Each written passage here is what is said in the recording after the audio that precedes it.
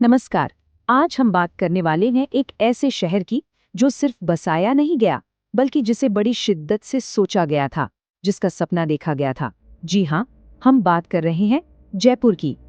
पर जयपुर की कहानी में आगे बढ़ने से पहले एक सवाल। आखिर किसी शहर को महान क्या चीज बनाती है? क्या वो उसकी बड़ी बड़ी इमारतें हैं, उसका इतिहास, या फिर जिस तरीके से उसे बनाया गया है? ये सवाल ही हमें जयपुर की कहानी के दिल तक ले जाएगा। तो देखिए, हर बड़े सपने की शुरुआत एक बड़ी समस्या से होती है। जयपुर के साथ भी कुछ ऐसा ही था।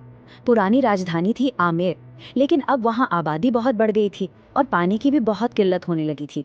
इसी मुश्किल से एक शानदार आइडिया का जन्म हुआ, जयपुर, भारत का पहला परिकल्पित शहर। और इस बड़े खूबसूरत सपने के पीछे थे एक बहुत ही दूर की सोचने वाले राजा, महाराजा सवाई जयसिंह द्वितीय। वो सिर्फ एक महान योद्धा ही नहीं थे, बल्कि एक जबरदस्त एस्ट्रोनॉमर और एक शानदार सिटी प्लानर भी थे। मतलब विज्ञान और कला दोनों में उनकी गहरी दिलचस्पी थी, और इसी सोच ने जयपुर जैसे शहर को जन्म दिया। तो चलिए अब जरा देखते हैं कि आखिर ये सपना हकीकत में कैसे बदला। जयपुर की असली खासियत, उसकी असली जीनियस, इसके बेहद सोचे समझे प्लान यानी कि ब्लूप्रिंट में छिपी है। इस पूरे शहर की नींव रखी गई थी वास्तुशास्त्र के सिद्धांतों पर।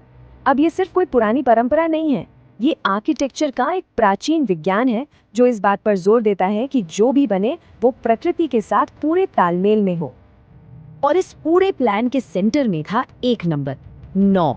जी हाँ, 9। पूरे शहर को 9 हिस्सों के एक परफेक्ट ग्रिड में बांटा गया था, जो 9 ग्रहों का प्रतीक माना जाता था। तो ये सिर्फ एक डिजाइन नहीं था, इसके पीछे एक पूरी फिलॉसफी थी।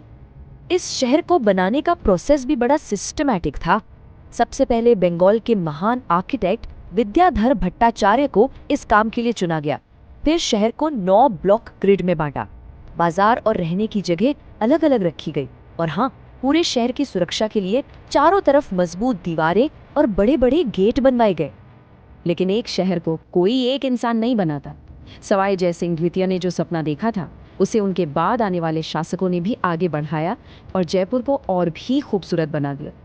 ये टाइमलाइन हमें बताती है कि कैसे हर राजा ने अपनी एक छाप छोड़ी। सवाई जयसिंह ने जंतर मंतर बनवाया, तो प्रताप सिंह ने हमें हवा महल जैसा तोहफा दिया।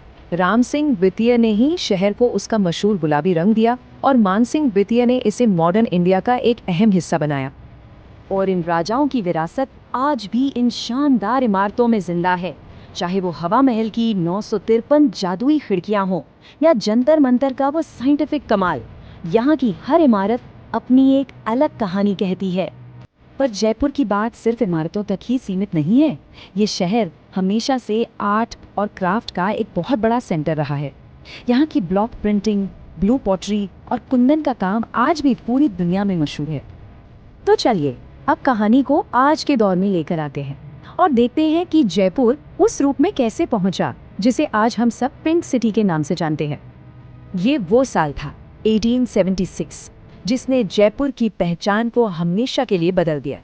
उस वक्त प्रिंस ऑफ वेल्स के स्वागत में पूरे शहर को गुलाबी रंग से रंग दिया गया, और बस तब से ये गुलाबी शहर के नाम से ही जाना जाने लगा।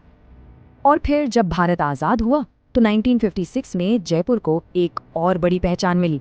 इसे आधिकारिक तौर पर राजस्थान की राजधानी बनाया गया, जिसने मॉडर्न इंडिया में इसकी अहमियत को और भी पक्का कर दिया। और फिर आया साल 2019।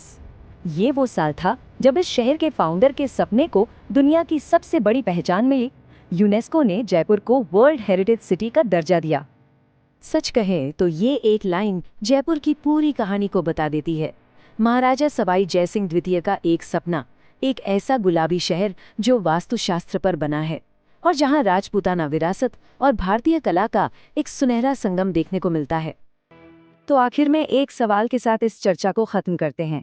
आज जब हम स्मार्ट सिटीज की बात करते हैं, तो क्या हम 300 साल पुराने इस ब्लूप्रिंट से कुछ सीख सकते हैं?